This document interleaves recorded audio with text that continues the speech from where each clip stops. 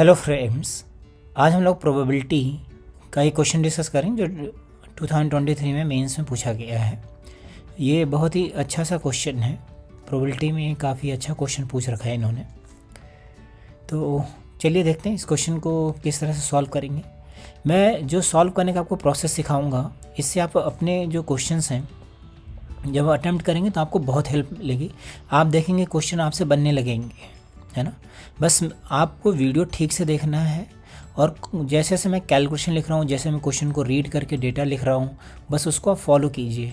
जैसे करेंगे आप तो आपको दिखेगा क्वेश्चन आपसे बनने लगा है ना। बहुत ही आसान तो चैप्टर नहीं कहेंगे, बट जो क्वेश्चंस पूछे जाते हैं जेईई मेंस और एडवांस में, वो एवरेज लेवल के होते हैं, वो नॉर्मली अपने से बन जाते हैं।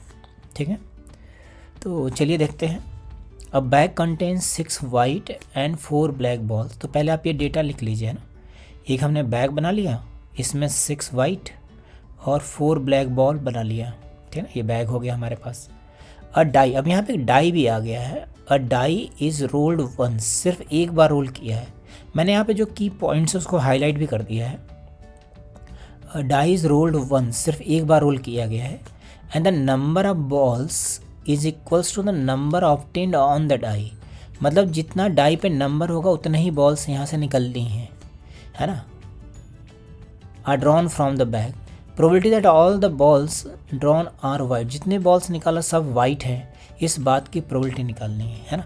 तो ये जो मतलब आपको सिर्फ वाइट बॉल्स ही निकालनी है, ब्लैक बॉल्स तो निकालनी ही नहीं है।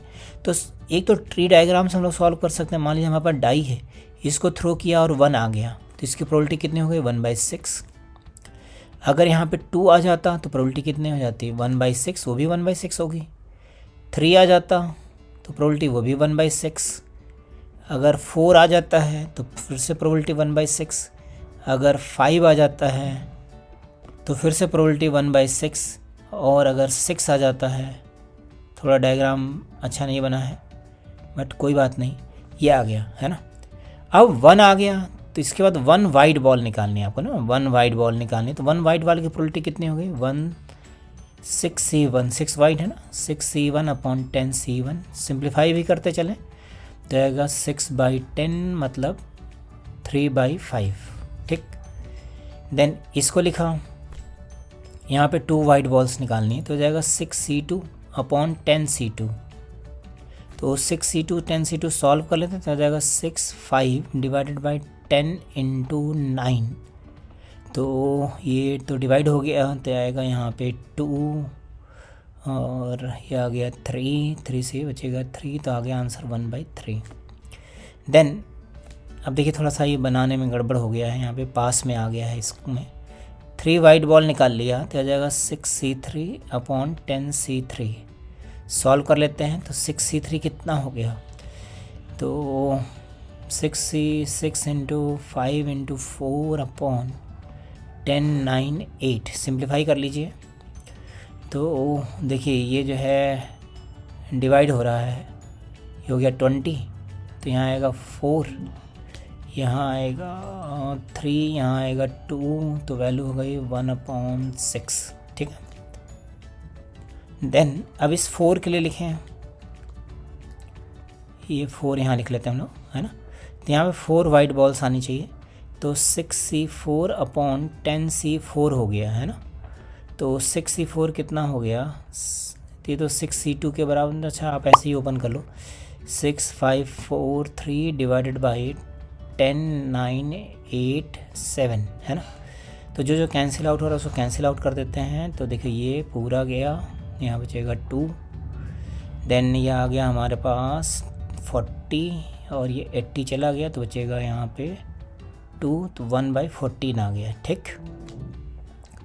देन इसको सॉल्व कर लिया तो यहाँ पे 5 वाइट बॉल्स ही होगी, तो 6C5/10C5।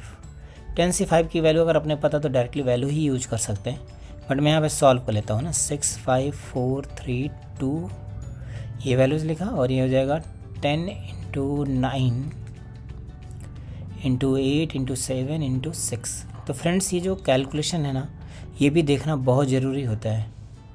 ये देखिए कट गया, देन ये आएगा 20, तो पहले यहाँ पे एक लिख दीजिए 2, ये आ गया 3, तो 40 ये पूरा चला गया तो बचेगा इंटू 2, ये सब चला गया है ना, तो आ जाएगा 1/42। ठीक, अब 6 के लिए लिख दें, तो यहाँ आएगा हमारे पास 6 वाइट बॉल्स। 6 वाइट बॉल के लिए 6 is 6/10c6, तो इसको मैं डायरेक्ट लिखता हूँ। 10c4 की वैल्यू मुझे याद है, तो ये वैल्यू आती 210। ठीक है, अब प्रोबेबिलिटी क्या होगी, जो आपकी प्रोबेबिलिटी मिलेगी, प्रोबेबिलिटी ऑफ वाइट बॉल चाहिए है ना, प्रोबेबिलिटी ऑफ वाइट बॉल। तो इसका मतलब ये हमें बस कैलकुलेट करना है। तो कैसे कैलकुलेट करें, देखिए जो भी ट्री में प्रोबेबिलिटीज़ होती हैं ये सभी मल्टीप्लाई होती है, मतलब ये वाली प्रोबेबिलिटी इसके साथ मल्टीप्लाई होगी। हर एक ब्रांच की प्रोबेबिलिटी आपस में एंड के साथ जुड़ी होती है ना, मतलब हमें ये भी चाहिए और साथ में ये भी चाहिए, तो एंड का मतलब क्या होता है, मल्टीप्लिकेशन। और ये जो ब्रांच अलग अलग ब्रांचेस की प्रोबेबिलिटी है और के साथ जुड़ी होती हैं, मतलब डाई पे या तो 1 आ जाए या तो 2, तो जो ब्रांचेस वाली होती हैं अलग अलग वो सभी ऐड होती हैं ना, और का मतलब होता है एडिशन।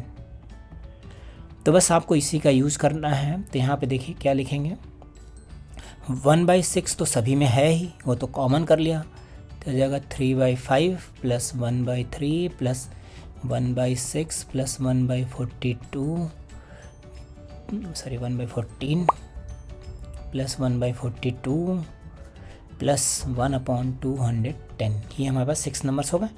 तो इसको पहले लिख दें, तो ये वैल्यू कितनी हो गई 1/2, इन दोनों को लिख दिया तो 42 डिनोमिनेटर में आएगा और ये आ जाएगा 4/42, मतलब हो गया 2/21, और इन दोनों को लिख दिया साथ में, तो ये वैल्यू कितनी आ गई 21/210, मतलब 1/10।